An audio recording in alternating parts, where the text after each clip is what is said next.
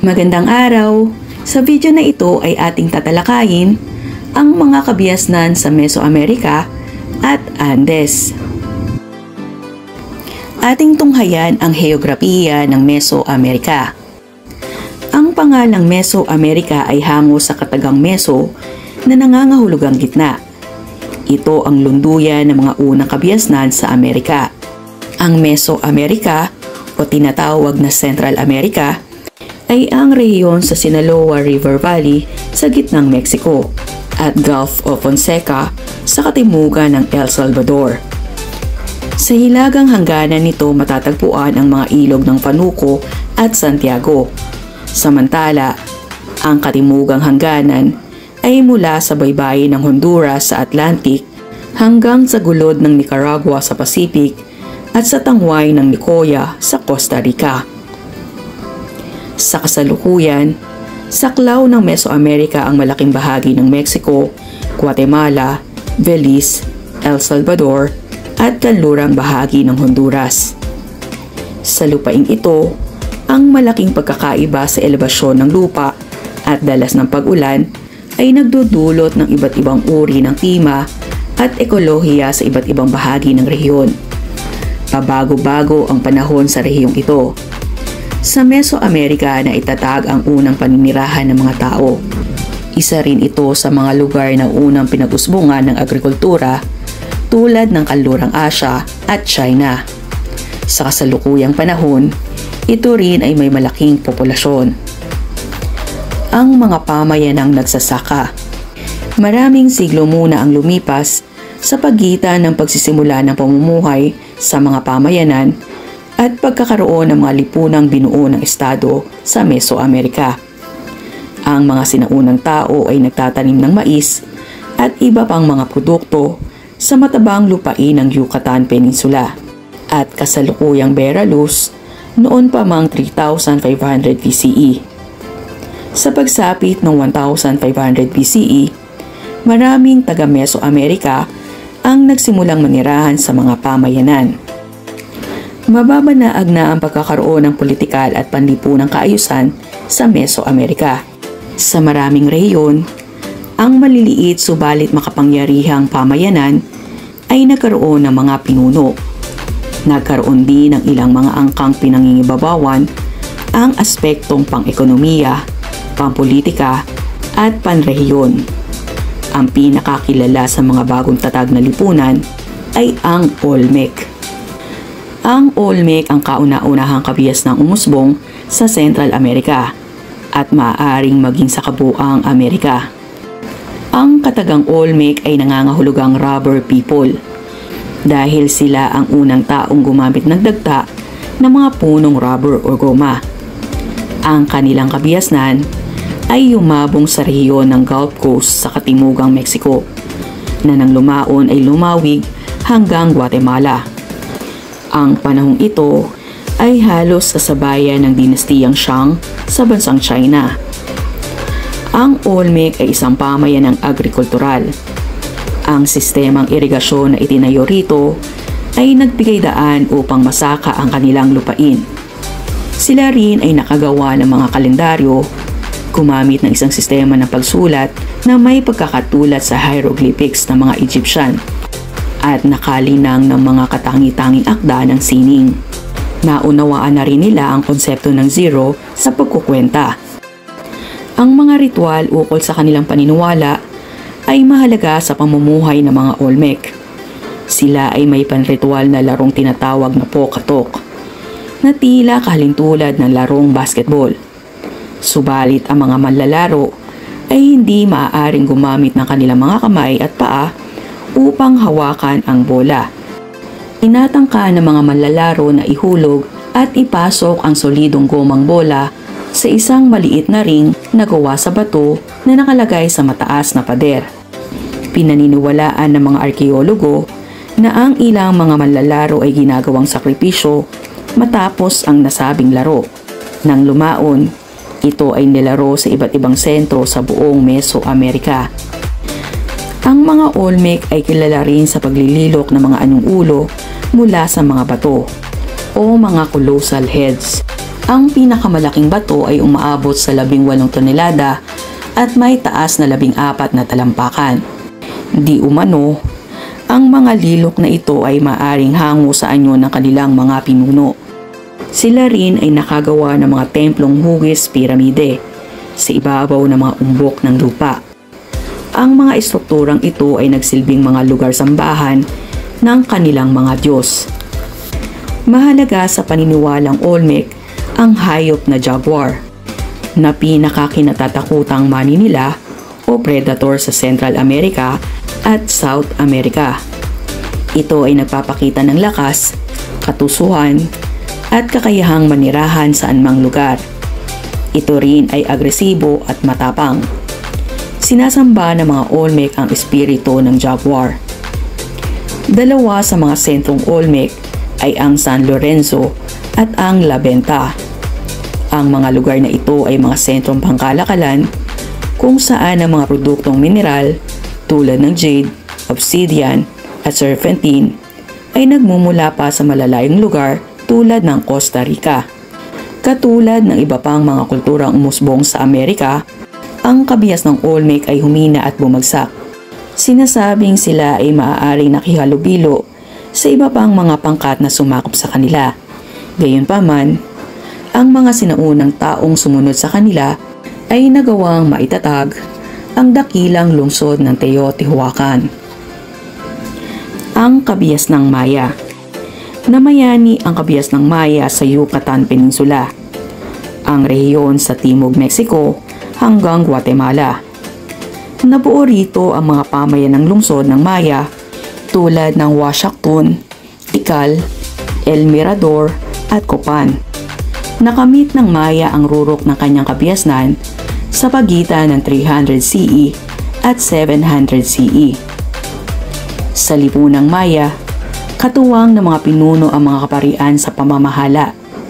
Pinalawig ng mga pinunong tinatawag na Halashunik o tunay na lalaki, ang mga pamayan ng urban na sentro rin ng kanilang pagsamba sa kanilang mga Diyos. Nang lumaon, nabuo rito ang mga lungsod-estado. Sila ay nagtataglay ng ganap na kapangyarihan. Naiugnay ng malalawak at maayos na kalsada at rutang pantubig ang mga lungsod-estado ng Maya. Banaag sa kaayusan ang lungsod, ang pagkakahati-hati ng mga tao sa lipunan. Hiwalay ang tirahan ng mahihirap at nakaririwasa. Ang sentro ng bawat lungsod ay isang piramide na ang itaas na bahagi ay dambana para sa mga Diyos. May mga templo at palasyo sa tabi ng piramide. Ito ay dambanang parangal nila sa kanilang Diyos na si Kukulkan, ang tinagoy-ang God of the Feathered Serpent. Sa larangan ng ekonomiya, kabilang sa mga produktong pangkalakal nila ay ang mais, asin, tapa, pinatuyong isda, pulot-pukyutan, kahoy at balat ng hayop. Nagtatanim sila sa pamamagitan ng pagkakaingin. Ang pangunahing pananim nila ay mais, patani, kalabasa, abukado, sili, pinya, papaya at kakao. Dahil sa kahalagahan ng agrikultura sa buhay ng mga Maya, ang sinamba nilang Diyos ay may kaugnayan sa pagtatanim tulad ng ulan at mais. Nakamit ng Maya ang tugatog ng kabiasnan matapos ang 600 CE.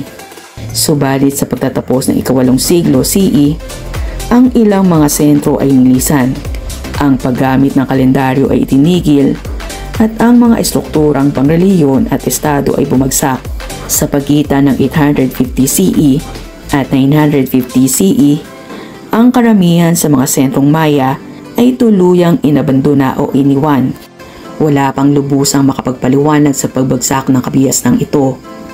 Ayon sa ilang dalubhasa, maaring ang pagkasira ng kalikasan, paglaki ng populasyon, at patuloy na digmaan ay ilan lamang sa mga dahilan ng paghina nito. Maaari rin na sanhi ng panghihina nito ang pagbagsak sa produksyon ng pagkain batay sa mga nahukay na mga labi ng tao na nagpakita ng kakulangan sa sapat na nutrisyon. Ang mga labi ay natuklasan hindi gaanong kataasan, samantalang mas maninipis ang mga buto nito. Gayunpaman, ang ilang lungsod sa hilagang kapatagan ng Yucatan ay nananatili ng ilang pang siglo, tulad ng Chichen Itza, Uxmal, Ezna at Copan. Sa paghina ng Chichen at Uxmal, namayani ang lungsod ng Mayapan sa buong Yucatan hanggang sa maganap ang isang pag-aalsa noong taong 1450. Ang kabias ng Aztec. Ang mga Aztec ay mga nomadikong tribo na ang orihinal na pinagmulan ay hindi tukoy. Unti-unti silang tumungo sa lambak ng Mexico sa pagitan ng ika-12 siglo CE. Ang salitang Aztec ay nangangahulugang isang nagmula sa Aztlan, na isang mitikong lugar sa hilagang Mexico. Noong taong 1325, itinatag nila ang pamayanan ng Tenochtitlan, isang maliit na isla sa gitna ng lawa ng Texcoco. Ang Texcoco ay nasa sentro ng lambak ng Mexico. Sa pagsapit ng ika-15 siglo, nasakop ng kanilang lungsod-estado ang iba pang mga tribo sa gitnang Mexico. Ang lungsod ay naging mahalagang sentrong pangkalakalan. Nakabatay sa pagtatanim ang ekonomiya ng Aztec. Ang lupa sa paligid ng mga lawa ay mataba, subalit hindi lubos na balawak para sa buong populasyon. Upang madagdagan ang lupaing tinataniman, tinabunan ng lupa ng mga Aztec ang mga sapa at lumikha ng mga chinampas, mga artipisyal na pulo na kung tawagin ay mga floating garden sa gitna ng lawa. Wala silang kasangkapang pambungkal ng lupa o hayop na pantrabaho. Nagtatanim sila sa malambot na lupa na ang gamit lamang ay matutulis na kahoy. Mais ang kanilang pangunahing tanim. Ang iba pa nilang tanim ay patani, kalabasa, abukado, sili at kamatis. Nag-aalaga rin sila ng mga pabo, aso, pato at gansa. Dahil sila ay mga magsasaka, ang mga Aztec ay taimtim na umaasa sa mga puwersa ng kalikasan at sinasamba ang mga ito bilang mga Diyos. Ang pinakamahalagang Diyos nila ay si Huitzilopochtli, ang Diyos ng araw. Mahalaga ang sikat ng araw sa pananim ng mga magsasaka, kaya sinusuyo at inahandugan ang naturang Diyos. Ang dalawa pang mahalagang Diyos nila ay si Tlaloc, ang Diyos ng ulan, at si Quetzalcoatl na Diyos ng kaalaman, siyensya, hangin at paglikha. Ito ang kanilang tinuturing na feathered serpent. Naniniwala ang mga Aztec na kailangang laging malakas ang mga Diyos na ito upang mahadlangan ang masasamang Diyos sa pagsira ng daigdig. Dahil dito, ang mga Aztec ay nag-aalay ng tao. Ang mga inaalay nila ay kadalasang bihag sa digmaan, bagamat may mga mandirigmang Aztec na nagkukusang loob na ialay ang sarili. Sa pagsapit ng ika-15 siglo, nagsimula ang malawakang kampanyang militar at ekonomiko ng mga Aztec. Ang isa sa mga nagbigay daan sa mga pagbabagong ito ay si Takaelel, isang tagapayo at general. Itinaguyod niya ang pagsamba kay Huitzilopochtli. Kinailangan din nilang manakop upang maihandog nila ang bihag sa kanilang Diyos. Ang paninindak at pagsasakripisyo ng mga tao ay ilan sa mga naging kaparaanan upang makontrol at mapasunod ang iba pang mga karatig lugar nito. Ang mga nasakop na lungsod ay kinailangan ding magbigay ng tributo o buwis. Dahil sa mga tributo at mga nagaping estado, ang Tenochtitlan ay naging sentrong pangkabuhayan at politikal sa Mesoamerica. Ang mga Aztec ay mahuhusay na inhenyero at tagapagtayo ng mga estruktura tulad ng mga kanal o aqueduct, mga dam, gayon din ang sistema ng irigasyon, liwasan at mga pamilihan. Sa pagsapit ng kalagitnaan ng ika-15 siglo, ang tinatayang populasyon ng Tenochtitlan ay umabot sa 300,000 katao. Sa pagdating ni Hernan Cortez at mga Espanyol sa Mexico noong taong 1519, natigil ang pamamayani ng mga Aztec sa Mesoamerica. Si Cortez ay namuno sa ekspedisyong Espanyol na nanakop sa Mexico. Inakala ni Montezuma II, pinuno ng mga Aztec, na ang pagdating ng mga Espanyol ay ang sinasabing pagbabalik ng kanilang Diyos na si Quetzalcoatl dahil sa mapuputing kaanyuan ng mga ito. Noong taong 1521, tuluyang bumagsak ang Tenochtitlan. Sa pagsapit ng taong 1680, ang dating tinatayang 1.2 milyong kataong naninirahan sa dating sentrong Aztec ay naubos dahil sa epidemya ng smallpox, pang-aalipin, digmaan, labis na paggawa at pagsasamantala. Mula sa orihinal na bilang na ito, bumagsak ang populasyon sa 70,000. Ang heograpiya ng Timog Amerika. May magkakaibang klima at heograpiya ang Timog Amerika kung ihahambing sa Mesoamerica. Matatagpuan sa hilaga ang Amazon River na dumadaloy sa mayayabong na kagubatan. Pawang mga prairie at steppe naman ang matatagpuan sa Andes Mountains, sa timog na bahagi. Samantala, tuyot na mga disyerto ang nasa kanlurang gulod ng mga bundok na kahilera ng Pacific Ocean. Dahil sa higit na kaaya-aya ang topografiya ng Andes, dito nabuo ang mga unang pamayanan. May mga indikasyon ng pagsasaka gamit ang patubig sa hilagang gilid ng Andes noong 2000 BCE. Sa pagsapit ng ika-11 siglo BCE, maraming pamayanan sa gitnang Andes ang naging sentrong pangrelihiyon. Ang mga pamayanang ito ay umusbong sa kasalukuyang Peru, Bolivia at Ecuador. Nang lumaon, nagawang masakop ng ilang malalaking estado ang kanilang mga karatig lugar.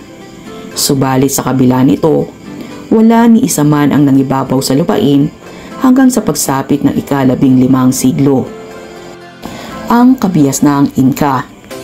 Noong ika-12 siglo, isang pangkat ng mga taong tinatawag na Inca ang nanirahan sa hilagang kanlurang bahagi ng Lake Titicaca sa matabang lupain ng lambak ng Cusco.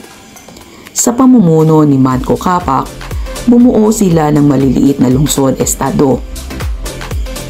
Ang salitang Inca ay nangangahulugang imperyo.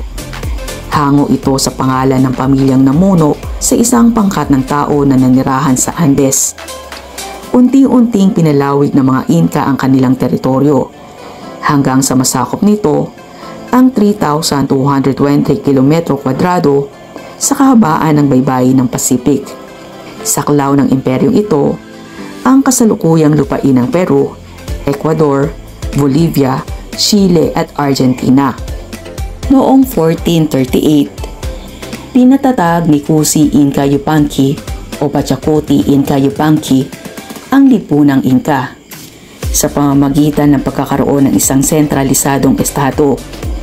Isa sa mga dakilang emperador ng imperyong Inca sa kalagitnaan ng ika-15 siglo.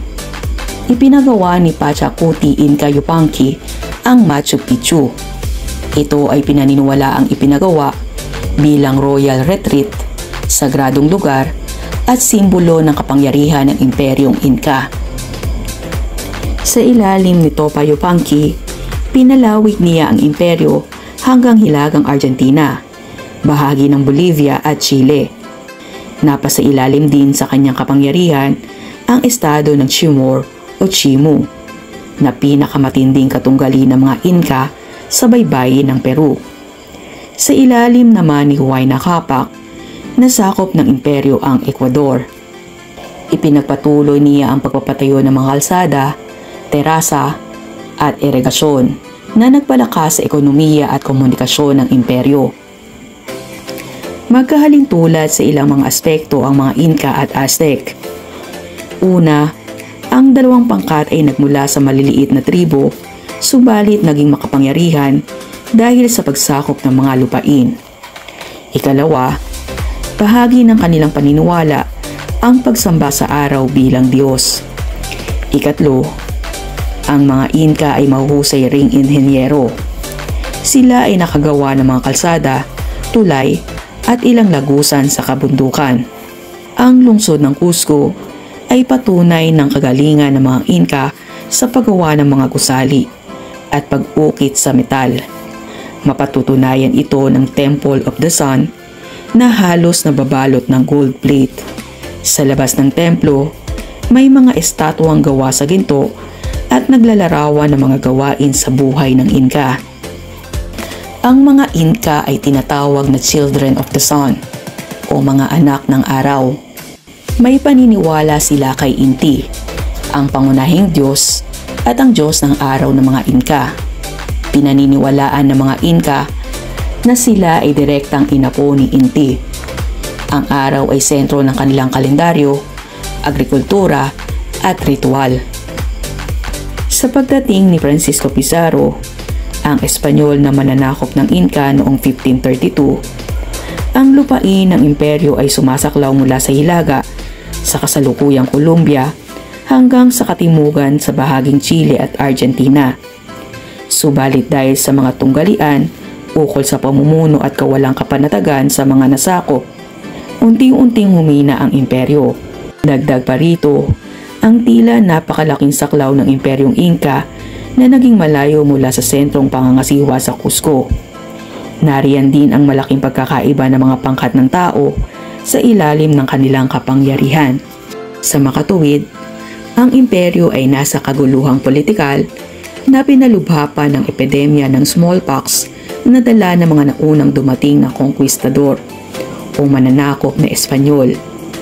Sa katunayan, si Huayna Capac, isa sa mga pinuno ng Inca, ay namatay sa isang epidemya noong 1525. Ang pagpanaw na ito ay nagdulot ng tunggalian sa kanyang mga anak na sina Atahualpa at Huáscar.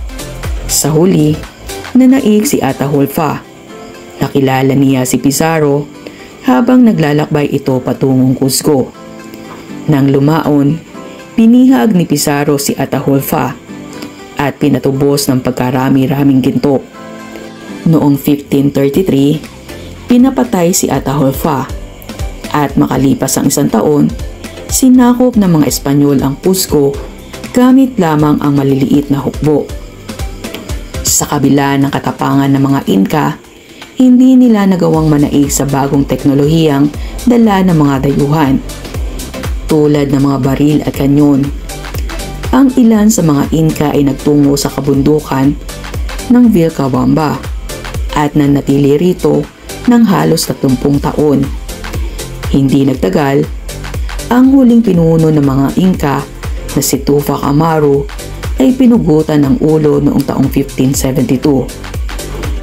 Dito tuluyang nagwakas ang pinakadakilang imperyo sa Andes. Maraming salamat sa inyong pakikinig. Hangad ko na mayroon kayong natutuhan mula sa paksang ating tinalakay. Hanggang sa muli, paalam!